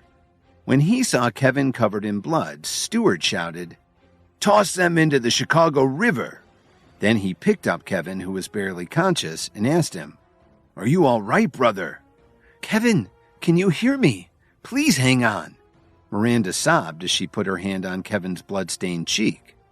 This whole mess had been caused by a turf war between Dominic Archer and Dalton Steele. Even though the Steele family had pulled out of their criminal activities, they still had a lot of entertainment properties. That ended up putting them at odds with the current underworld forces. Then, a couple of weeks ago, Dalton opened a new bar on the north side of the city. It was wildly popular and started to affect Dominic's businesses. So Dominic sent some of his men to vandalize Dalton's bar. But it didn't work. Dalton and his men ended up beating them up, sending some of them to the hospital. Dominic took this personally and asked Dalton to meet him to discuss the issue. But when he demanded half of the bar's profits, the meeting went sideways. So Dominic decided to get even by going after Miranda. "I'll be fine," Kevin said to her. "But you should get out of here and go find Dalton. And don't go out alone from now on." He felt like his entire back had been split open. Kevin didn't know why Dominic had tried to take Miranda, but he figured it would be safer for her to stay near her husband. "What will you do if I leave?" Miranda asked worriedly. Seeing how much Kevin had risked for her, she was deeply indebted to him. "You don't have to worry about me," Kevin said as he struggled to point to the people around him. "These guys will take care of me." Miranda had a lot of common sense. She knew they had to act quickly, so she patted Kevin on the shoulder and left to find Dalton. "Hang on, Kevin. We'll get you to the hospital," Stewart reassured him as he ordered his aides to get a car and rush him to the nearest emergency room. The hospital staff couldn't believe how many people came in to drop Kevin off. As soon as they were sure that he would get good treatment, most of Stewart's group left. "Kevin, you hang in there. I've got something to take care of, so I gotta get going," Stewart said earnestly. Then he hesitated for a moment before continuing. "I have to leave town tomorrow. You'll be leading the development of the Chicago branch while I'm gone. You're on your way up." "I understand, Brett, but it looks like I won't be able to see you off tomorrow," Kevin joked as he lay in the hospital bed. "Don't worry, my brother. Just get well. If you need anything, just ask," Stewart said as he patted Kevin on the shoulder. Then Stewart stood up and turned to the aides who were in the room. There must have been 6 of them. He said seriously, "It's up to you to protect our enforcer. I'm counting on you." "Yes, sir," they replied. "Rest up, my friend," Stewart said as he left the room. Kevin looked at the men who were standing guard over him. "What are your names?" Kevin asked the 2 who were standing by the window. "I'm Spencer, but you can call me Spence," the first one answered. "And I'm Derek," the other man replied. Kevin took a breath and said to them, "From now on, the 2 of you will be my deputies in the Chicago branch. When I'm not around, you'll be in charge." "Thank you. We won't let you down," Spencer said to him gratefully. We're just getting things off the ground, and I'll be here for a while, so I'm counting on you to take care of things," Kevin said faintly. The two of them understood what he was asking and got very excited. "Anything you say, sir," Derek promised. "Go ahead. There's lots to do, and take the other guys with you," Kevin said as he gestured for them to leave the room. Once he was alone, Kevin called Miss Wilson and asked her to come to the hospital if she had the time. "It looks like things are going to get pretty hairy in Chicago," Kevin thought to himself. "I have to make sure everything's in place so that the company can survive." A while later, Miss Wilson quickly walked into the room and saw all the bandages on Kevin's body. Her eyes grew wide as she asked him, "Sir, what happened?" "I'll be fine. Just tell me what you found out," Kevin answered. He didn't want her or anyone else to know that he was involved with the Myriads now. "There's clear evidence that Victoria and Jason Jones conspired to steal Lily's shares and have her banished from the family. In order to pay her bill, she got a job as a broadcaster with our company," Miss Wilson explained. "Is the import-export company also in the hands of the Jones family?" Kevin asked as he remembered what Tyler had told him. "Yes, sir, they took that too. But Mr. Dawn personally took over the company and ran it into the ground, causing the Jones family to lose close to $400 million. Miss Wilson replied with a faint smile. Even though she didn't know what the relationship was between Kevin and Lily, as an outside observer, she felt that the Jones family had gone too far this time. "Please log in and arrange to have $100,000 transferred each day to Lily's payroll account. Make sure it's from my personal account, not the company's," Kevin said firmly. He still wanted to make sure that Lily was taken care of, even though they were separated right now. "One more thing. Did you ever find out why those advertising companies pulled their contracts?" Kevin asked worriedly. "Sorry, sir, we still haven't made any progress on that," Miss Wilson said awkwardly. "By the way, are my parents doing any better?" he asked. Alan and Susan should have been discharged from the hospital by now. He didn't want them to go back to their home in the country because he was too worried about what the Williams family might try to do to them.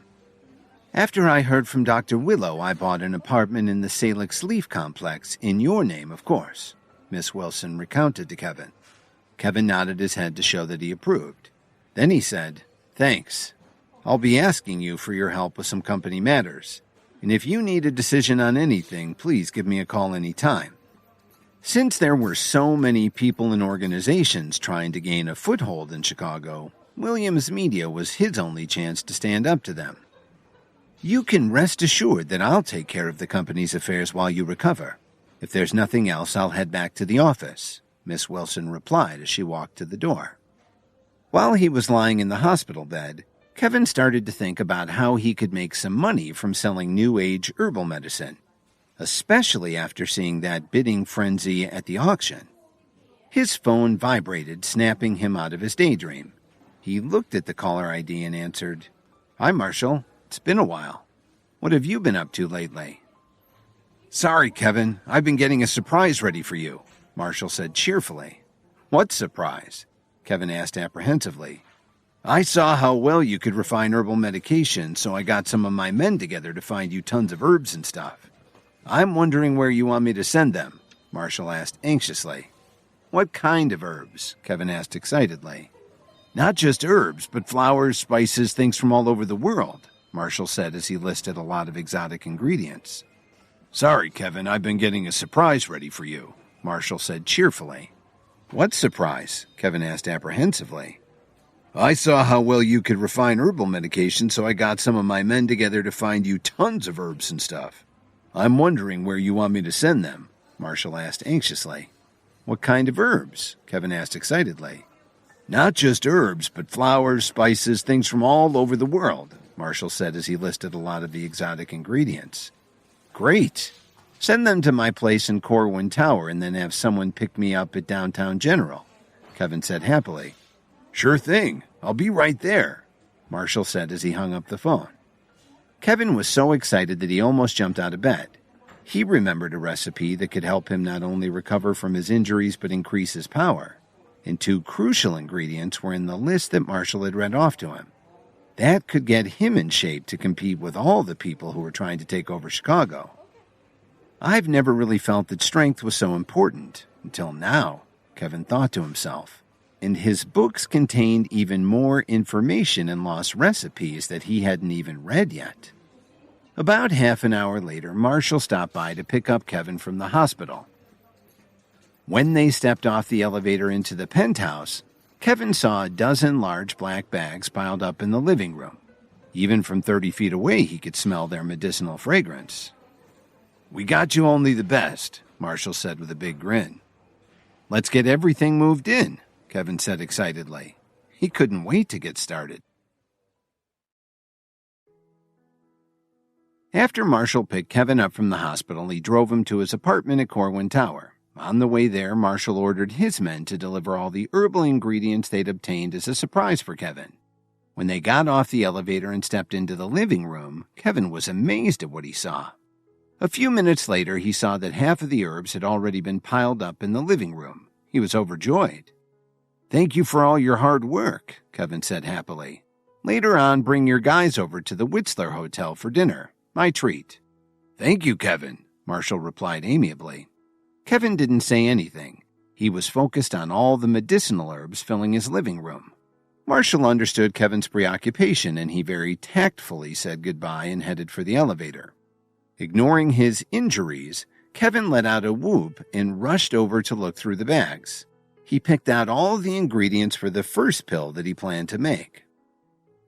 At the same time that Kevin was turning his apartment into a New Age medical lab, Lily was broadcasting a live show.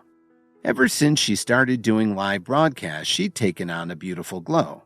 She also attracted tons of fans who sent her donations or bought memberships.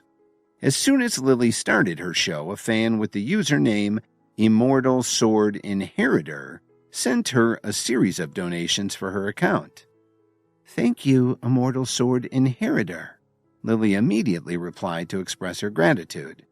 But then the Legend of the Sword posted a comment. "Goddess, why don't you do a sexy dance?" "I'm sorry, I never learned to dance," Lily replied shyly. She'd never even been to a nightclub, let alone gone dancing. This immediately ticked off Immortal Sword Inheritor, who replied, "Is this your first live stream?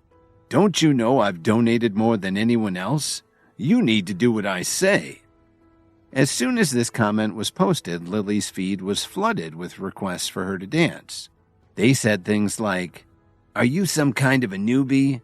And would it kill you to dance?" Lily blushed as she read the comments. She knew that if she disappointed her fans, they might stop sending her donations, which she really needed now that her income had dropped so much. Lily began to stand up from her chair, but just as she was about to dance, someone using the handle Mighty Moose donated $50,000.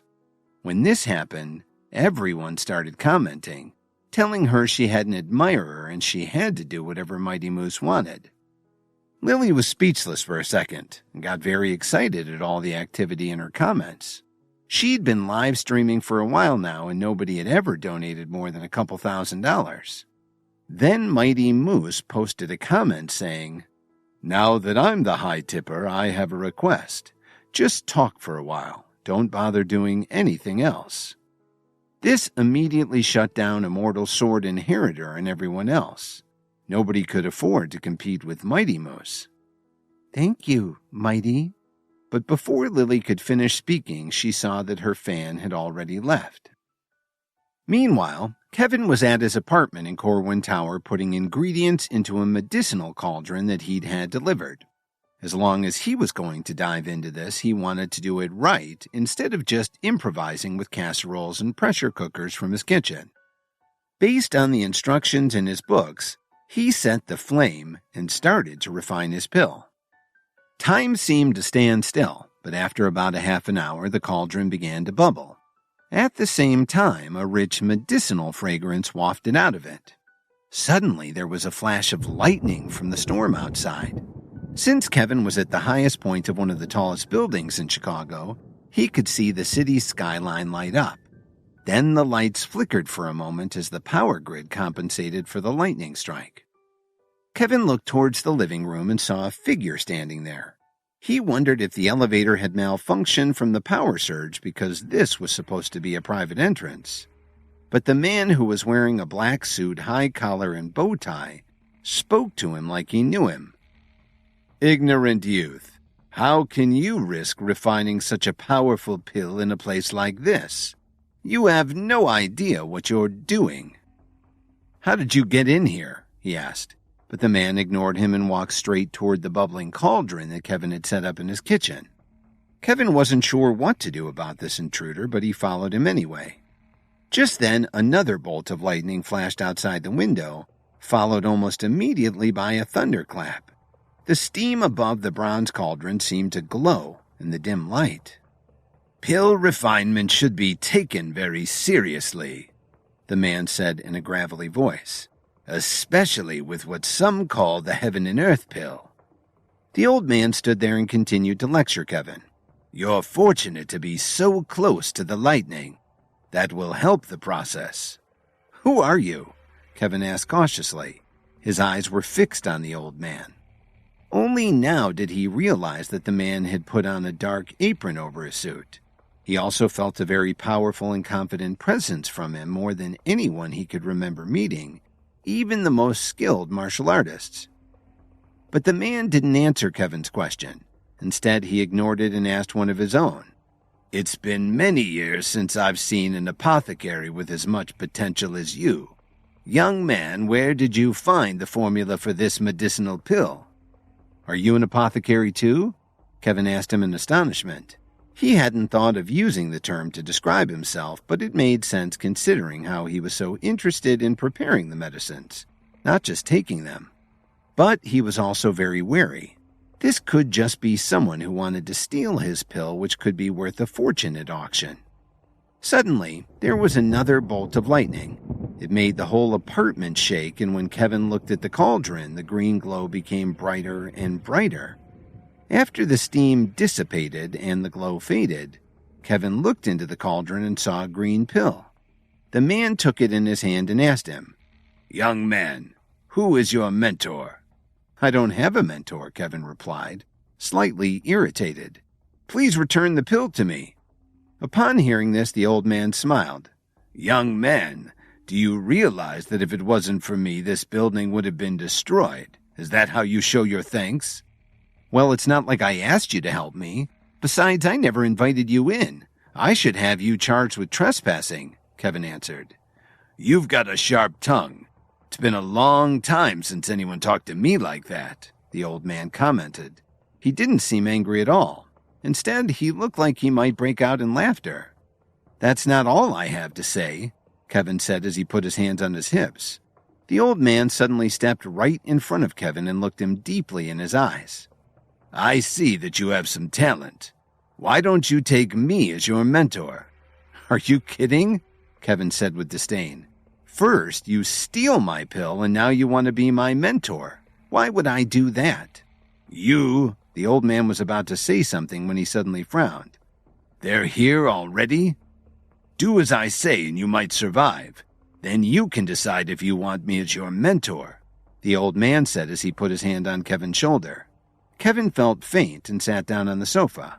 Maybe he hadn't recovered from his blood loss yet. Moments later, he saw 7 or 8 figures appear on the veranda. They were all dressed differently, like they were wearing Halloween costumes. "What's that fragrance? A pill?" a middle-aged man in a long brown cloak asked as he sniffed the air.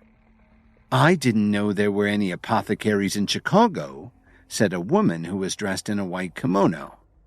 "It looks like he's gone," a muscular man with a greedy look in his eyes said to his companions. "That must be some pill." Another man who looked like he was dressed for a Renaissance fair said dejectedly, "I thought I'd be able to meet a master apothecary, but it looks like I came here for nothing." They all left in disappointment. Then 2 more figures suddenly appeared on the veranda. Kevin frowned and asked, "Who are they?" "Don't make a sound," the old man replied as he immediately covered Kevin's mouth. Kevin watched as the 2 figures looked around the balcony. They seemed to disappear and reappear as the lightning flashed. The storm finally moved off over the lake and they disappeared again. Kevin felt a little better and wondered if he'd just been dreaming. Who were those people? Were they really here? He asked. The old man replied haughtily, Some people regard them as powerful leaders, but to me they're just a bunch of clowns.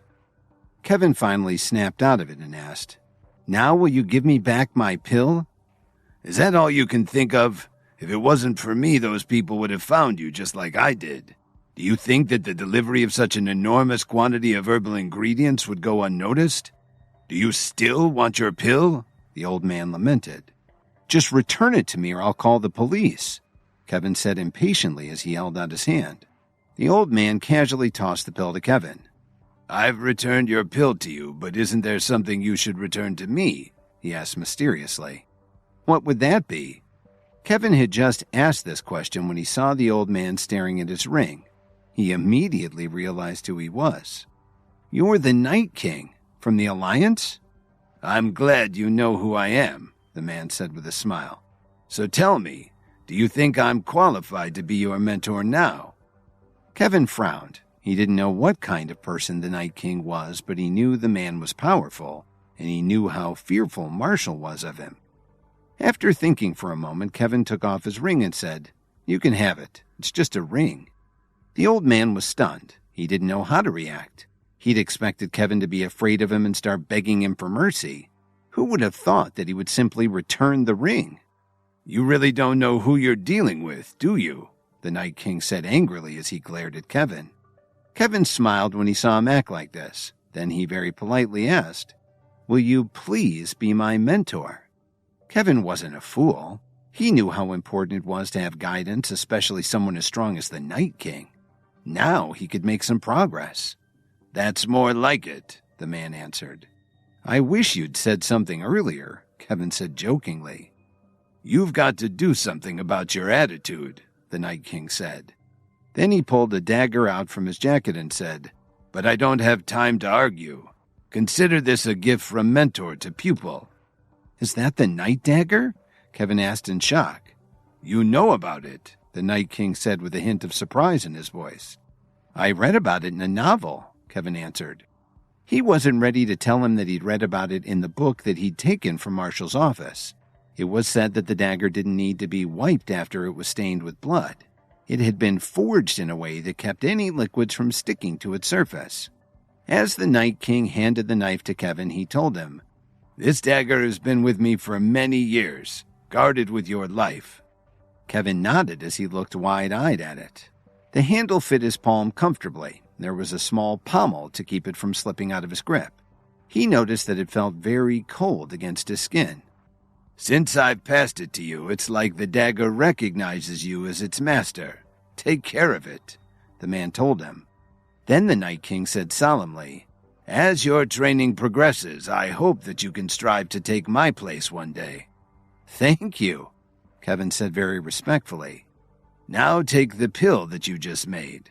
I'll stay with you in case there are any unwelcome side effects, the old man said as he walked back to the living room.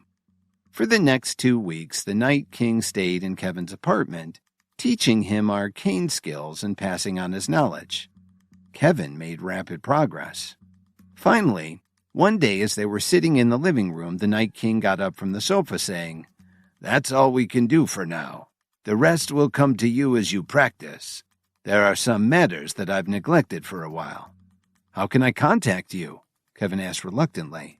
He hadn't known him for a long time, but Kevin felt a connection and mutual concern. There's no need to contact me. I'll come find you as I did this time. For now, just keep practicing, the Night King replied as he patted Kevin on the shoulder and headed for the elevator. As the doors closed and Kevin was alone again, his phone suddenly rang. Miss Wilson, what's the matter? Kevin answered. Sir, there's going to be a banquet in Chicago tonight. Williams Media is expected to be represented along with the city's other business leaders. Do you have time to go there? She asked cheerfully. It doesn't sound like I need to be there. You always do a fine job representing the company, Kevin replied. He really just wanted to stay in his apartment and work on everything the Night King had taught him. It wouldn't be right for you to skip this event. A lot of people still don't know who you are. If you showed up for the banquet, it would cause a lot of excitement, and we could use the opportunity to publicize Brittany and our new client, Charity Boyer, Miss Wilson advised him gently. Kevin realized his new vocation would have to wait a little bit. Maybe it would be good to take a small break.